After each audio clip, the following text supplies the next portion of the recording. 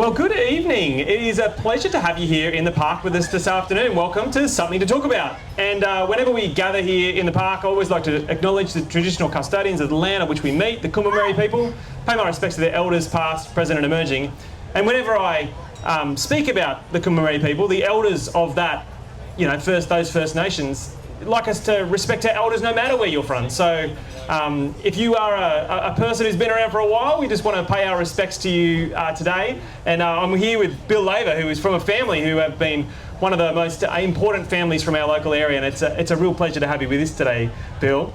Before we kick off, I just want to give just a bit of a snapshot of why we do Something to Talk About. There's 3 reasons why we do Something to Talk About. The first is economic. We're hoping that tonight you will come into the village, enjoy a lovely chat and a bit of music later on, but also patronise one of our local restaurant establishments, food and beverage establishments, maybe grab a pizza or a bit of fish and chips and enjoy, stimulating the economy of Mudgeeraba for the evening. The second is we love to capture a bit of the culture and history of our local area. We think our area is so unique in its richness and cultural history, and so we're going to hopefully talk a little bit about the history of the local area, but we're also going to showcase an emerging musician from the Hinterland. And later on we've got Danny Dyson, and he's looking very mysterious in the back there. But Danny's going to be playing a couple of sets from 6 o'clock, and he'll be entertaining you this evening as you hopefully chow down on some pizza or fish and chips or Indian from the new Indian restaurant. The third reason we want to get people together is for social reasons. We think our community is richer when we gather together and also meet people we don't know. So hopefully tonight you'll get a chance a bit later on to meet someone you don't know, learn the name of someone new, and enjoy a great night celebrating a bit of music with friends. There are some thank yous that we'd like to shout out to before we start tonight. The first is the Lions Club of Mudgeeraba, the community organisation that have auspiced this event tonight. Michael and Sharon will be here a little bit later on. They have managed the event and they're managing all the billing and all the administration. It's a real pleasure to be working with the Lions Club. All of our stage management and talent is managed by Living Events, and they are a local organiser and stage manager and booking agent for local acts, and Lan and his team, Michael and Crispy, are helping us tonight, and they are gems of our local area. Lan himself is from the Duncan family, which if you've ever driven past William Duncan State School or Sid Duncan Park, you'll know the Duncan family from this local area as well. I want to thank Courtney from my office. She's amazing. She is doing all the administration from council's point of view and helps us with some of the promotions. I want to thank Bookness for this couch. Our interviews are all being recorded, and so this couch is meant to be a great place to have a chat, and we want to thank Bookness, our local bookshop, for helping us with that. And but without further ado, let's get things going, Bill. So why don't you start off with a bit about your background? When were you born and where were you born? And tell us your fondest memories of growing up in Mudgeeraba. Oh, thanks, Glenn. Well, I guess I'm 64 years of age. I was born in Southport, and I don't know how many days later, but I ended up on a dairy farm just over the highway there, and grew up there for many years, and seen Mudgeeraba grow exponentially. And every time I come in, I think of where I was when I was a child or something like that. Swan Lane was just a gravel road, and there was nothing. There was an old railway cutting where the old railway line used to run where the M1 goes now. We used to spend many hours on the railway track amusing ourselves with a bunch of friends, and dodging snakes and all these dangerous things that, but there was nothing here. There was some old sheds behind us. If you ever get to see some of those old historical photos, they were just the original sheds that our forefathers and others built. And so, it was a great spot to grow up in. Very quiet. I think there was only about 600 or 700 people in Mudgeeraba back then. And it certainly was a great adventurous place for young fellas to get out. So the dairy farm itself was actually on what is now the eastern side of the M1. And was it near where Laver Drive is these days? Well, yes. East of the M1 and west of Laver Drive, encompassing all that land within the M1 as you go around the Robina Parkway, and down to where the connection road is past the hospital. That's just a little bit of land on the other side, and so that was our dairy farm. And is it just a dairy that you had? What was farm life like back in the 60s?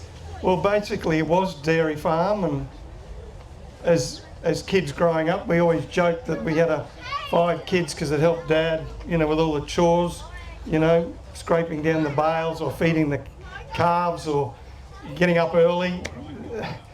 There's a great joke in our family that you'd always hear the dairy door, sliding steel door open, and you had about 3 minutes before you heard the steps come up, footsteps up the stairs, and before there was this voice, "Are you right?"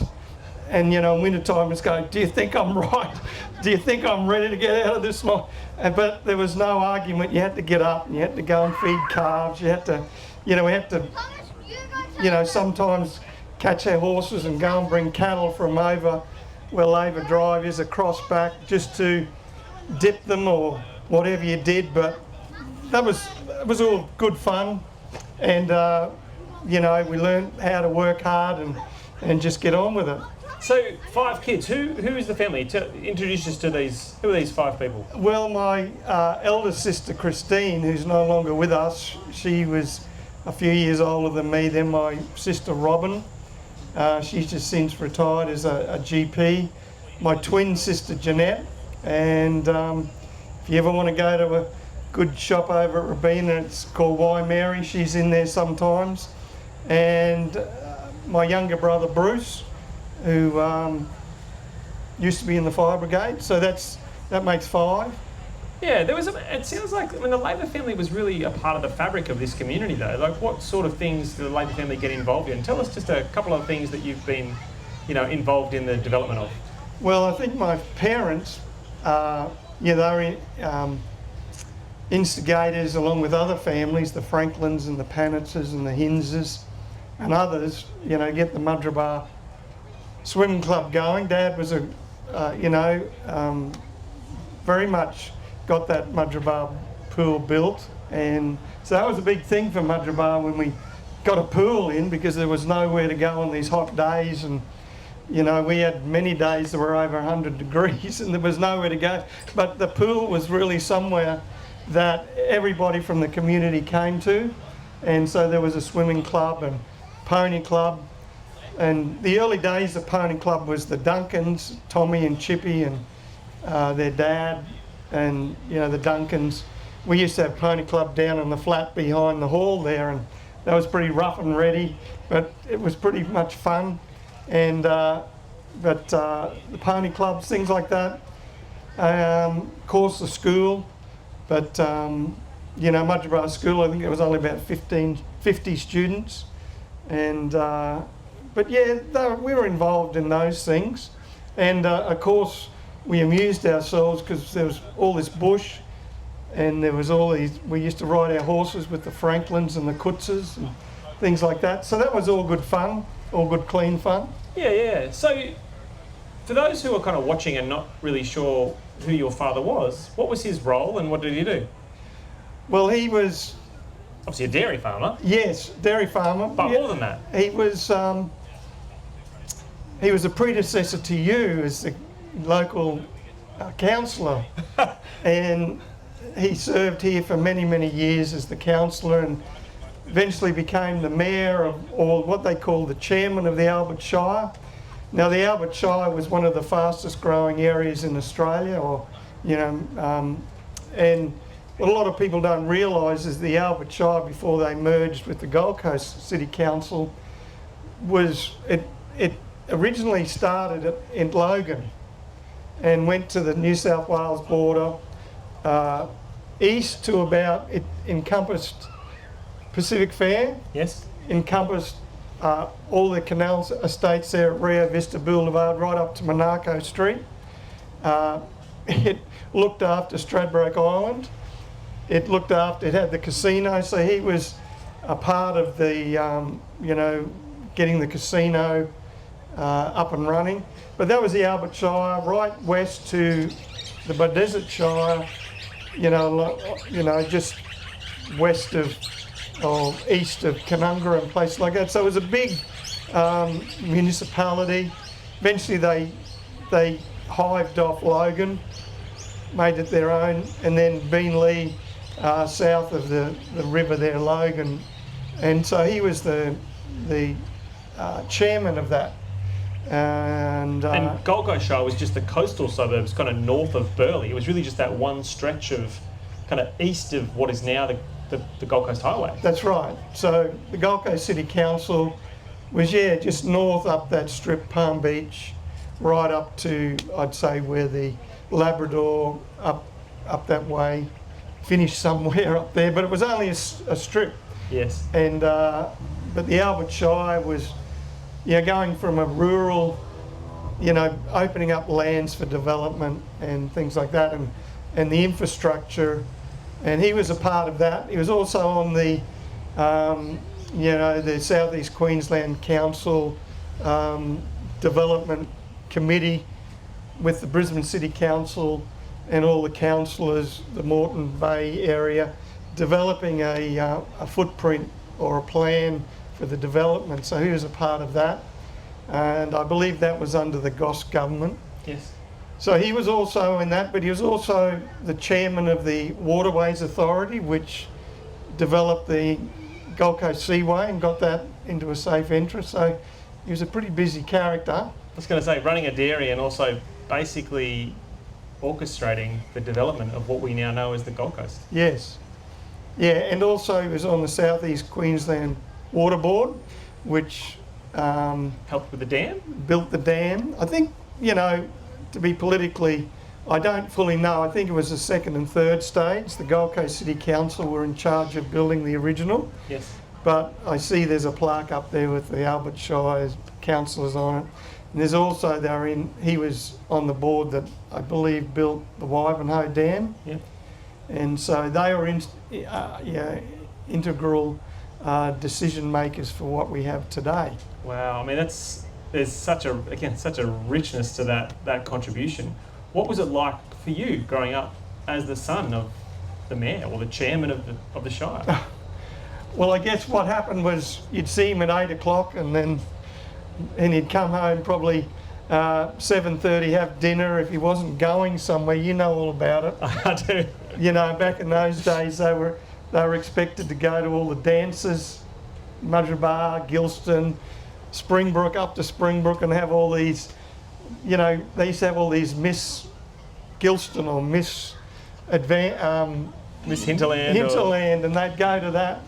And so they'd go to that. So we'd be packed off to Pat Kutz's. I don't know if you remember Pat. She lived up. The Kutz's were very integral, in Mudgeerbar, and we'd as youngsters, we'd be woken up at 11 o'clock and bundled into the car and taken home.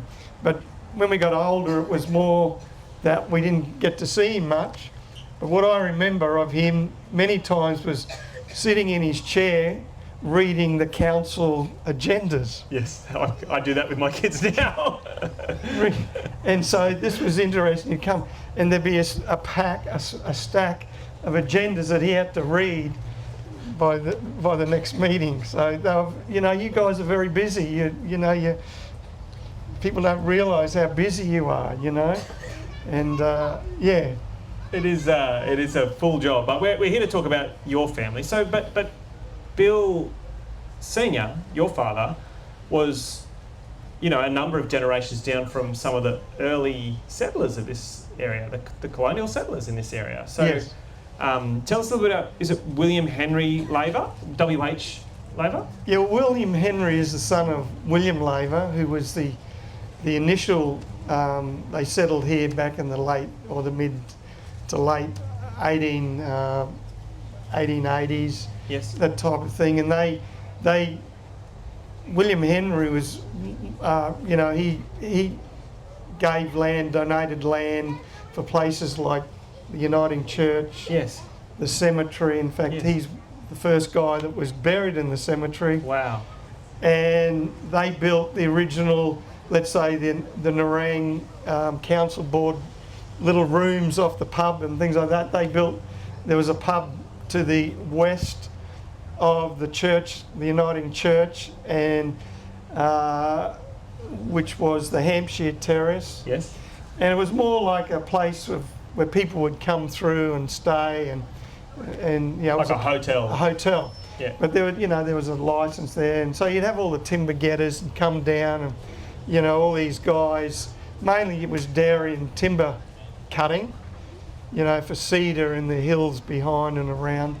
And so that was, they built that, and then eventually the Hampshire was built, and eventually they built the Exchange, which is now where the Wallaby is. Yeah, so the Exchange Hotel was on the train line, is that right? Exactly. The train line, if you have a look at historical photos, it just ended where it goes around here at the end of this bit of a knoll area here, where the wagon wheel and that axe is. I think it's still there. Yeah. And that was where the train station, so it was there, and to west of that was the Hampshire, and all through here. Oh, is it the Exchange? The Exchange Hotel? The Exchange, Yeah. yes, true, Exchange, I get those mixed up. The Exchange, which eventually became the Wallaby. Yes. With Wallaby Bob's. Well, what I read was it wasn't just because of Wallaby Bob, was because there was a little creek called the Wallaby Creek, which I did not know. Is this in your research today? It was research. Still something to learn. But also Wallaby Bob, who was a Wallaby rugby union player. Yes. So it fitted hand in glove that they would call it the Wallaby. And then across that train line was our farm. Right, and so am I right in saying that the train station here was like this hub where timber getters from the cedar cutters out here and the dairies would bring their produce and timber to the train station, and it'd be shipped up to build houses in Brisbane. Yeah, well, I'm not sure about the timber, but there was certainly the dairy products. Instead of taking it by bullock train or by, you know, horse-drawn carriages, they then had this hub where they could just put it on these trains, and it would take it through to Nerang, where it got on to the Maid of Sker, and then went out by sea up to Brisbane. And the Maid of Sker is a ferry that's still located just in Nerang, right? That's there. right, exactly where they would unload the produce. Yes. And bring it down by, you know, carriage or bullocks or whatever.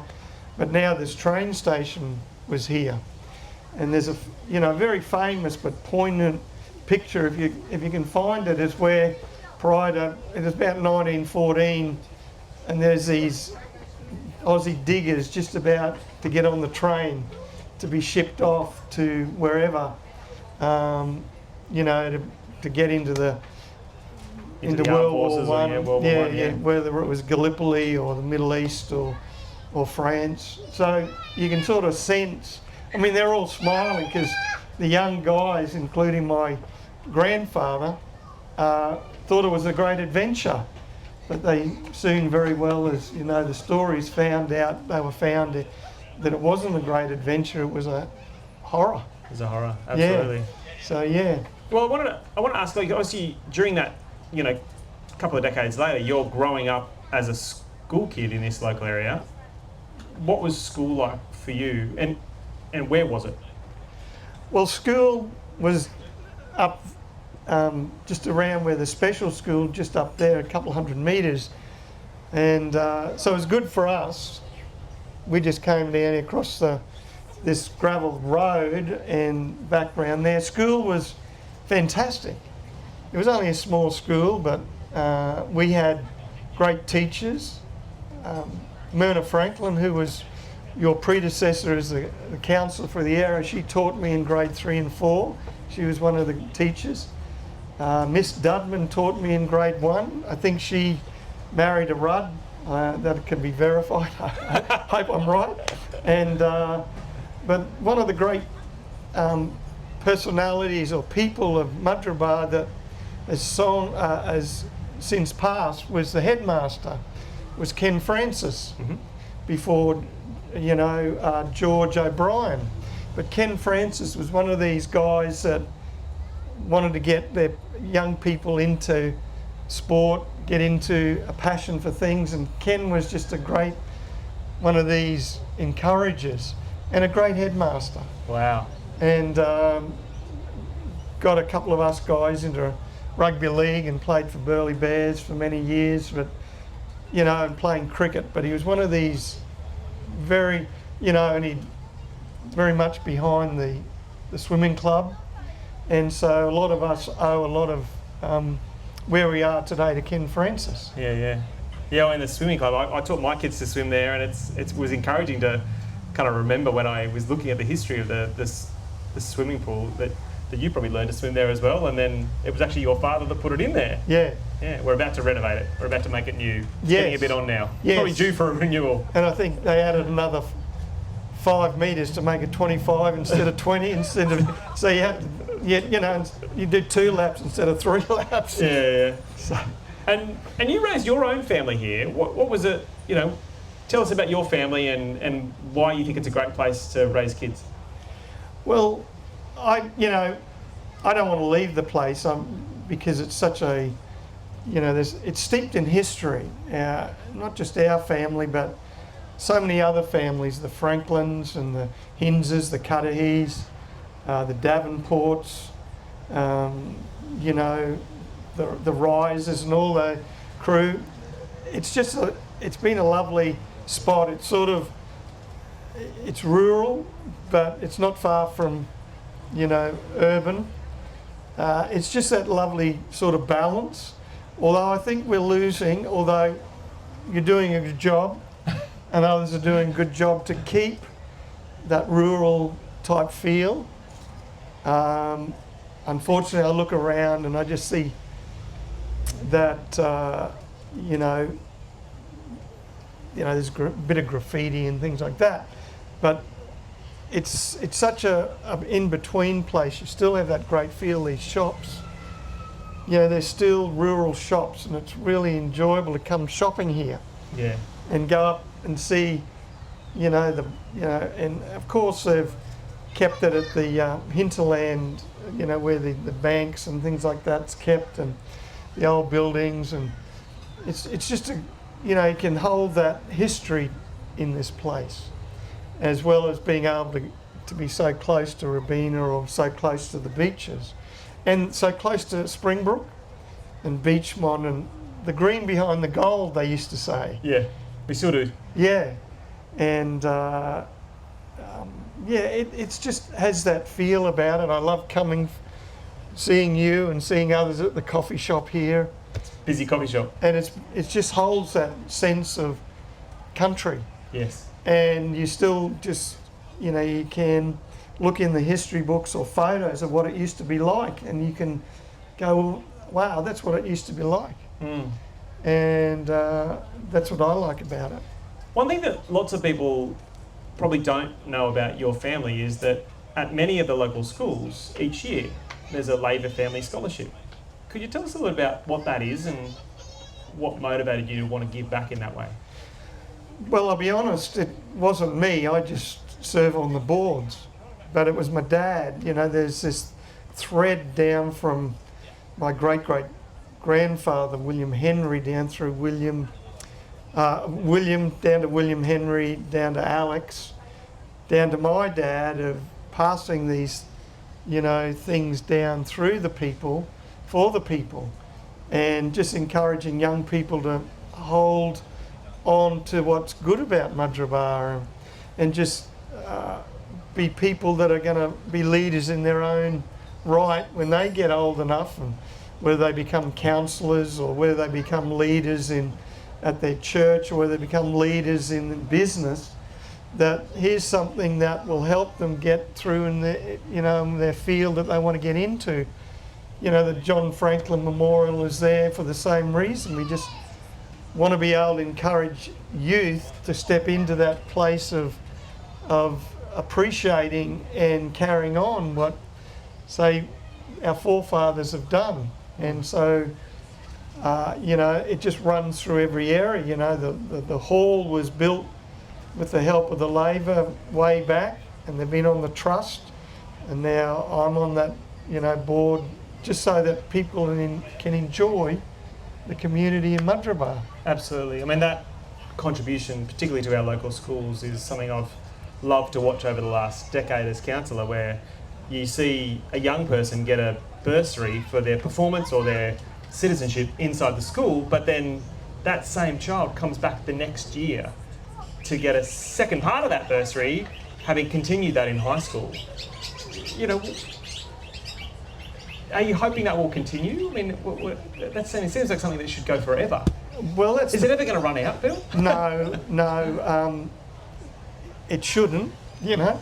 But that's the whole idea. And when we get somebody to coming back, particularly in the primary school, the other kids can see, hey, you know, we can aspire to this as well. So it hopefully has that run-on effect that, you know, these kids with aspirations and dreams will actually go, yeah, well, I can, you know, there are people out there cheering me on to get that, and they're attainable, whether you get the scholarship or you don't. But, you know, we as a generation want to make sure that, you know, if you're reaching for the stars, you'll hit the moon, as they say.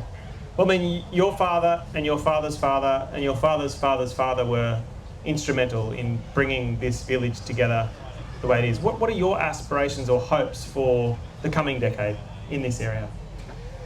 Well, I think just hanging on to that village feel, hanging on to the parks and the land that we have, making it, you know, I guess one of the challenges I see is, if I may, is the amount of traffic that comes through, and I know the council will be looking at that.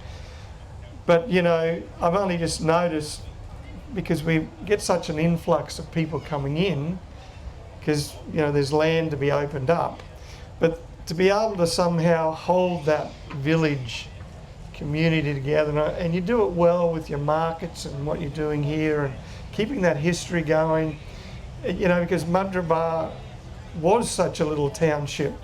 People didn't know where Madrabar was. Even on the Gold Coast, you'd say, they'd go, where's Madrabar? Oh, and you'd say, oh, it's between Nerang and Burleigh. And it's like, but now everybody knows where Madrabar is. And because Madrabar was just this stop, that there was no highway through here. There was nothing. You went down the front row of the Pacific Highway, and there was no, you just went from here to Gooding's Corner. That was it. There was no, and then you turned left and you went from Broadbeach to Nerang Road, and you ended up at Nerang. There was no sort of, there was a gravel road to Nerang, but nobody sort of wanted to go on that. But now you have all this access to Madrabar, and it is, we just do have such wonderful businesses here.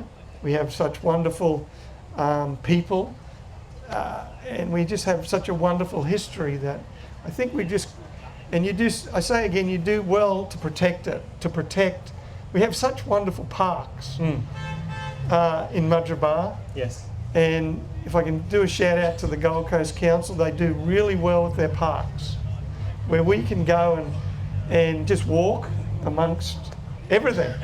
But Madrabar has these quaint little parks. You walk by the Madrabar Creek. Yeah. And I see these young kids fishing. I don't know what they're fishing for, but no, I don't know fishing there. But there's something in there, because we used to fish for catfish. Yeah. Because it was all fresh. Yeah. I don't know, but I just love, as you can go off the path and they're down there fishing. Yeah.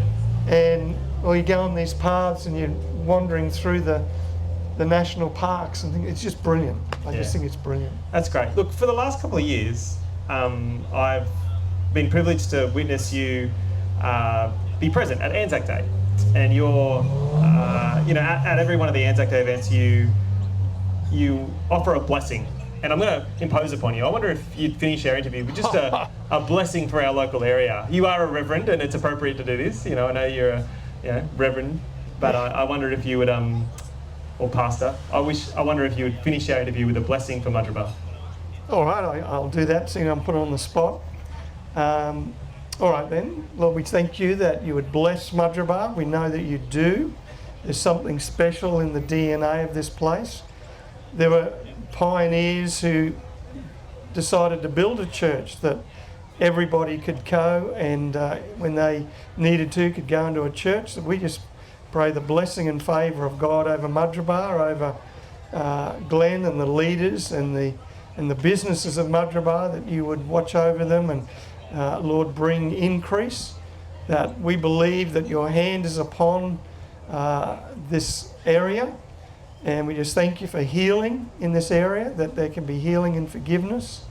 And Lord, we don't get it right all the time, but we can forgive one another and bring that healing that allows the blessing of God to flow. And we just thank you, and we declare that in Jesus' name. Amen. Amen. Thanks, mate. I appreciate it. I hope that was a good one. No, I don't know. It's all good. I don't pass up an opportunity to get a blessing for the local area, and I'll take it from any pastor I get. I'm off to the Buddhist temple a bit later on tonight, so I've got to go and celebrate Chinese New Year with them. Lovely. But what a pleasure to be with you today. Thank you for sharing just a little bit of your recollection of the history. I hope we can do it again. It's been a pleasure, Bill Laver. Thank you so much, mate. Yeah, good.